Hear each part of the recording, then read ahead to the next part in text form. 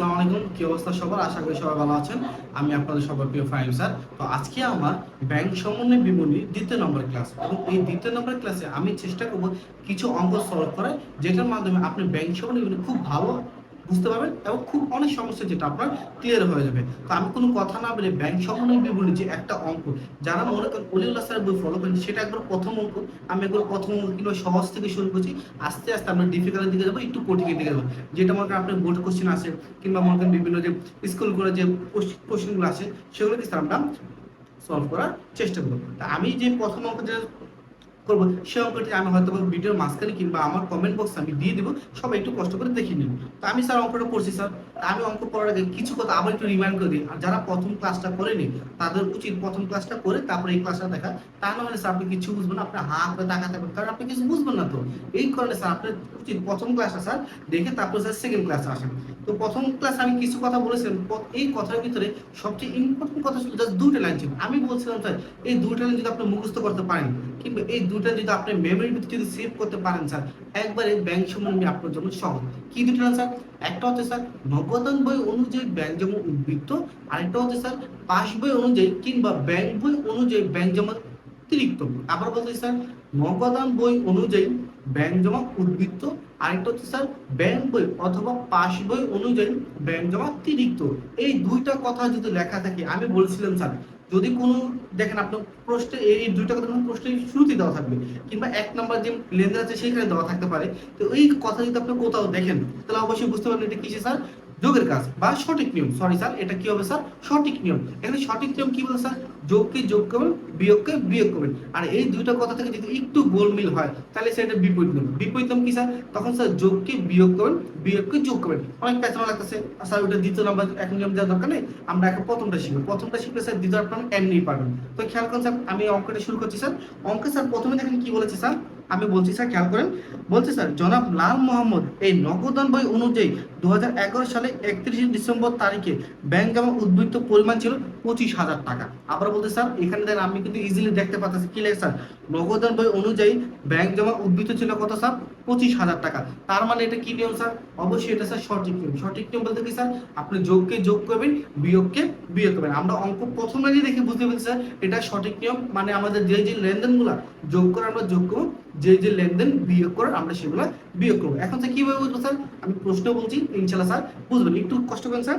খেয়াল করেন স্যার এক নম্বর কি বলেছে। এক নম্বর দেখেন খেয়াল করেন স্যার, বলছে ব্যাংকে জমাকৃত চেক, ব্যাংকে জমাকৃত চেক কিংবা ব্যাংকে 6,000 টাকার চেক এখনো আদায় হয়নি। আবার বলতে স্যার খেয়াল করেন কি বলতে স্যার, ব্যাংকে জমাকৃত 6,000 টাকার চেক 31 ডিসেম্বর 2011 সাল পর্যন্ত আদায় হয়নি। মানে আপনি একজনের কাছ থেকে 6,000 টাকা পান, আপনি ব্যাংকে বলছেন ভাই আমার 6,000 টাকা আদায় করে দেন, ব্যাংক সামহাও কোনো কারণে স্যার আপনার টাকাটা আদায় করতে পারেনি।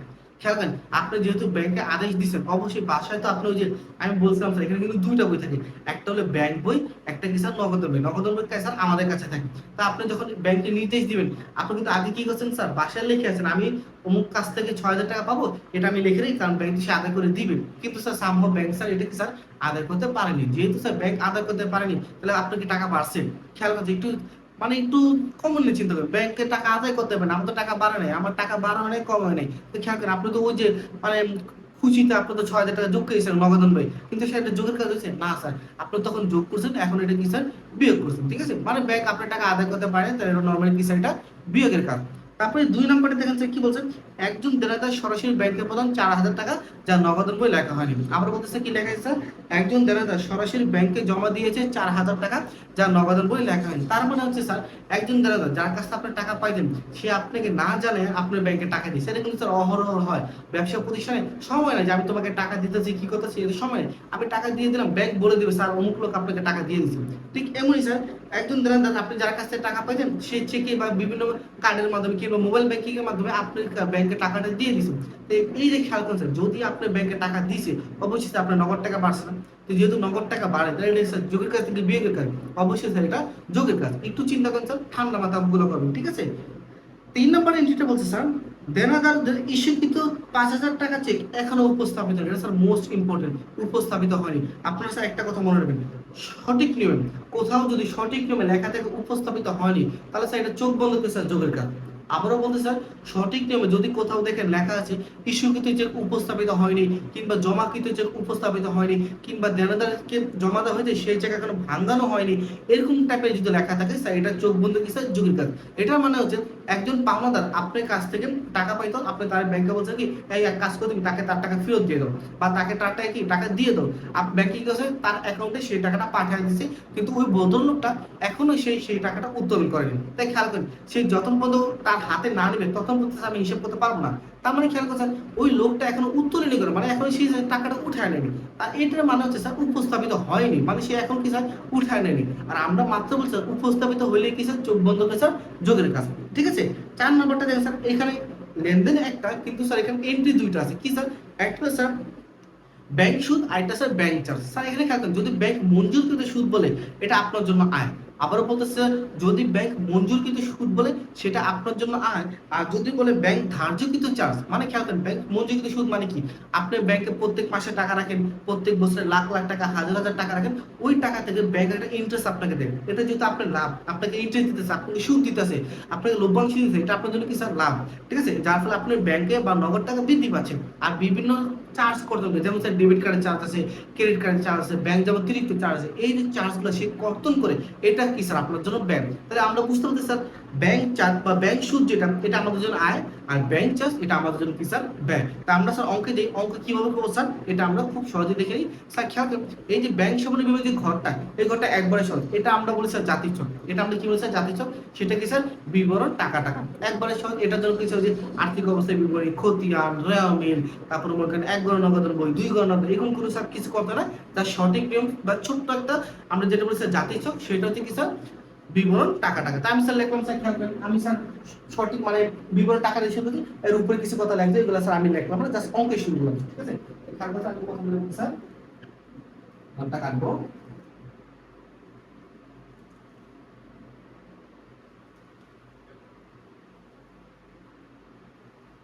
এখানে লিখতেছে বিবরণ, এখানে লিখব স্যার টাকা, এখানে লিখব স্যার টাকা। এখন স্যার আমি অঙ্কের শুরুতে কি লিখবো, অঙ্কের শুরুতে এই যে দুই মানে অঙ্কের শুরুতে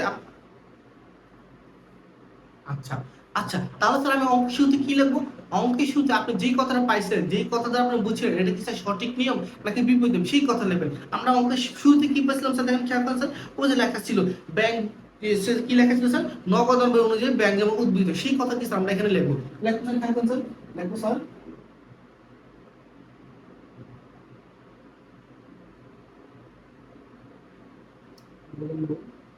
অনুযায়ী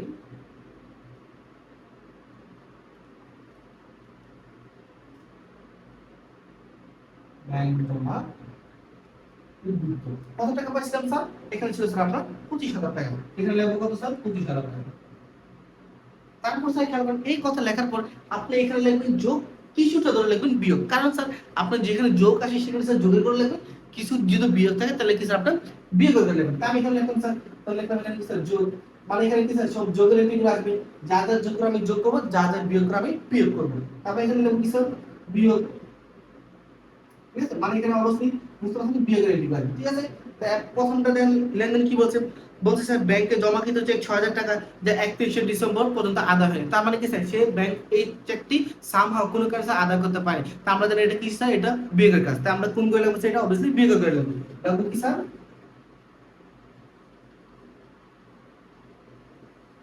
জমাকৃত চেক আদায় হয়নি,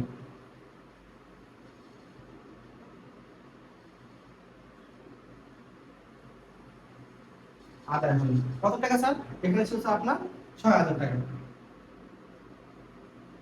ঠিক আছে, তারপর স্যার দুই কি বলছে স্যার একজন দেনাদার সরাসরি আপনার ব্যাংকে টাকা প্রদান করছে, মানে দেনাদার কি সরাসরি আপনার ব্যাংকে টাকা দিচ্ছে, যার ফলে স্যার আপনার ব্যাংকে টাকা বাড়তেছে কিনা কমতেছে, অবভিয়াসলি আপনার ব্যাংকে টাকা বাড়তেছে, যেহেতু স্যার ব্যাংকে টাকা বাড়তেছে এটা কিসের কাজ স্যার এটা যোগের কাজ। তা আমরা এখানে স্যার এই যে কথাগুলো এগুলো স্যার সংক্ষেপে লিখবেন, আর আপনার পরীক্ষা হলে স্যার এত সময় থাকবে না, সংক্ষেপে লিখবেন ছোট ছোট করে লিখবেন। এই যে কথাটা স্যার দেনাদার সরাসরি ব্যাংকে জমা দিয়েছে 4,000 টাকা যা নগদ উপায় লেখা হয়নি, এত করে কথা লেখার দরকার নেই, জাস্ট লিখবেন কি স্যার দেনাদার সরাসরি ব্যাংকে প্রদান, কি স্যার দেনাদার সরাসরি ব্যাংকে প্রদান। ঠিক আছে,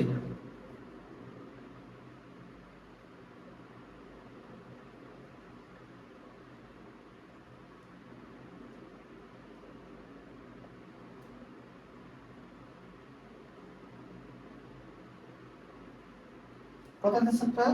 সেটা হচ্ছে স্যার আপনার 4,000 টাকা। ঠিক আছে, তারপর স্যার এরপরে দেখি কি বলছেন, এরপরে বলছেন পাওনাদারকে ইস্যুকৃত চেক 5,000 টাকা যা এখনো উপস্থাপিত হয়নি। আমি কিছুক্ষণ আগে বলেছিলাম যদি কোথাও লেখা থাকে চেক উপস্থাপিত হয়নি, ভাঙানো হয়নি বা উঠানো হয়নি, তাহলে এটা কি স্যার চোখ বন্ধ করে সঠিক নিয়মে যোগের কাজ। যদি এখানে লেখা আছে উপস্থাপিত হয়নি, তা আমি এখানে কি লিখবো স্যার? যোগে করে লিখবো। কি লিখবো স্যার?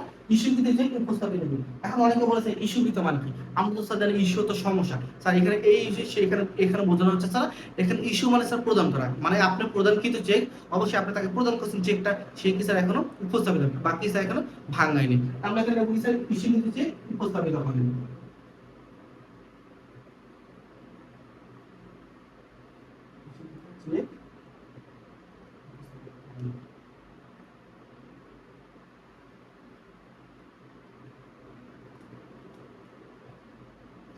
কত টাকা স্যার ইস্যুকৃত চেক উপস্থাপিত হয়নি? সেটা হচ্ছে স্যার আপনার 5,000 টাকা। ঠিক আছে, তারপর স্যার দেখেন এখানে 4 নম্বর এন্ট্রি, একটা কি স্যার ব্যাংক সুদ, আরেকটা কি স্যার ব্যাংক চার্জ। ব্যাংক সুদ আমরা জানি স্যার যোগ, ব্যাংক চার্জ আপনার জন্য কি স্যার বিয়োগ। কারণ আপনার ব্যাংক সুদের কারণে আপনার ব্যাংকের টাকা বাড়তেছে, ব্যাংক চার্জের কারণে আপনার ব্যাংকের টাকা কমতেছে। যেহেতু বাড়তেছে যোগের কাজ, আরেকটা কমতেছে বিয়োগের কাজ।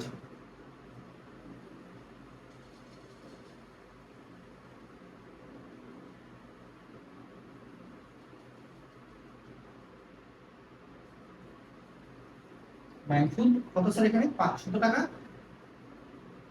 আরেকটা কি স্যার ব্যাংক চার্জ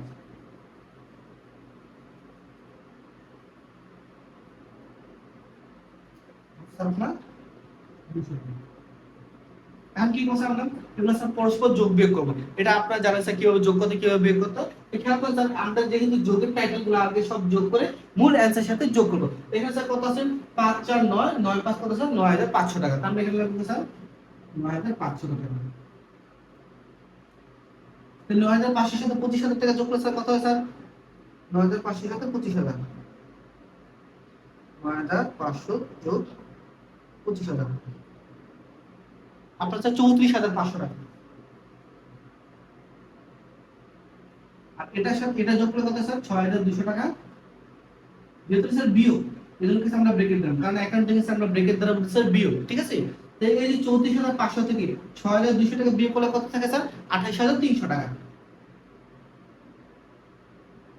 এখন খেয়াল করেন স্যার, এটাই হচ্ছে আপনার অ্যান্সার। এখন স্যার আপনার পুরো প্রশ্নের পয়েন্ট দেখেন। অনেকে বলছে স্যার এই প্রশ্নতে আরো কিছু লেখা আছে আপনি কেন পড়েন? এখন দেখেন কেন পড়েন, খেয়াল করুন। এখানে লেখা ছিল স্যার শেষের দিকে বলছে স্যার কিন্তু ব্যাংক বিবরণী অনুযায়ী ব্যাংক জমা উদ্ভিদ ছিল 28,300 টাকা। এই যে এই কারণে স্যার আমি শেষের লাইনটা পড়ি নেই, কারণ স্যার তখন পুরো স্যার মাথা অলা দিত। খেয়াল করছে এই দেখেন আমার অ্যান্সার কিন্তু মিলে গেছে, তার মানে কি স্যার আমার এই অঙ্কটা কি স্যার হয়েছে। এখানে স্যার অনেক সময় স্যার এই যে শেষের অ্যান্সারটা দেওয়া থাকে, আবার অনেক সময় দেওয়া নাও থাকতে পারে। এটা কোনো স্যার প্যারানোর কোনো টেনশন, এটা অনেক সময় দেওয়া থাকে মেক শিওরের জন্য, আবার অনেক সময় কি স্যার দেওয়া থাকে না। ইনশাআল্লাহ স্যার এই অঙ্কটা আপনি বুঝতে পারছেন। এই পাশাপাশি আমরা আরো কয়েকটা অঙ্ক সলভ করব ইনশাআল্লাহ নেক্সট ক্লাসে। ইনশাআল্লাহ এই ক্লাসগুলো দেখলে আপনি ইনশাআল্লাহ স্যার ব্যাংক সম্বন্ধে বিবরণী স্যার আর কোনো সমস্যা থাকবে না। এই জন্য স্যার আবারও বলছি স্যার এই ব্যাংক সম্বন্ধে বিবরণী করার জন্য আপনাদের দুটো লাইন মনে রাখতে হবে। এই দুটো লাইন মনে রাখবেন, আর যদি একটু বুঝতে পারেন কখন যোগ করতে হবে কখন বিয়োগ করতে হবে, যদি এই কয়েকটা জিনিস আপনি যদি মাথায় সুন্দর করে ক্যাচ করতে পারেন, ইনশাআল্লাহ স্যার ব্যাংক সম্বন্ধে বিবরণী আপনাদের খুব সহজ একটা টপিক হবে। আর যেহেতু ব্যাংক সম্বন্ধে বিবরণী আপনার অ্যাকাউন্টিং প্রথম পেতে দুইটা আসে, সর্বনিম্ন একটা এবং সর্বোচ্চ আমি দুইটা দেখেছি অনেক অনেক বোর্ডে। আপনারা যারা টেস্ট পেপার অবশ্যই যেহেতু এখন পরীক্ষা শেষ সময় সবাই টেস্ট পেপার কিনেছেন, দেখবেন স্যার ব্যাংক সম্বন্ধে বিবরণী দুইটা করে আসে। আর দ্বিতীয় পত্রে সবচেয়ে কমন একটা সাবজেক্ট স্যার আপনার যৌথ মূলধন, ওই যে শেয়ার অধিহার হিসাব অবহার, এটা কিন্তু দুইটা একটা কিন্তু আসে। তো এই কিছু অঙ্কগুলো যদি আপনি ঠিক মতো করতে পারেন স্যার অ্যাকাউন্টিং এ স্যার মনে হয় না আপনি খুব কম নাম্বার পাবেন, আসলে খুব ভালো নাম্বার পাবেন। আর তার সাথে রেওয়ামিল আছে, তারপর মনে করেন কার্যপত্র আছে, এই যে কয়টা টপিক আছে এগুলো পড়লে স্যার ইনশাআল্লাহ স্যার আপনার আরো ভালো নাম্বার পাবেন। তো এই পর্যন্ত স্যার আজকের ক্লাস এই পর্যন্তই ছিল। সবাই ভালো করে পড়ালেখা করুন, যেহেতু স্যার পরীক্ষার সামনে। সবার জন্য দোয়া রইল। আসসালামু আলাইকুম।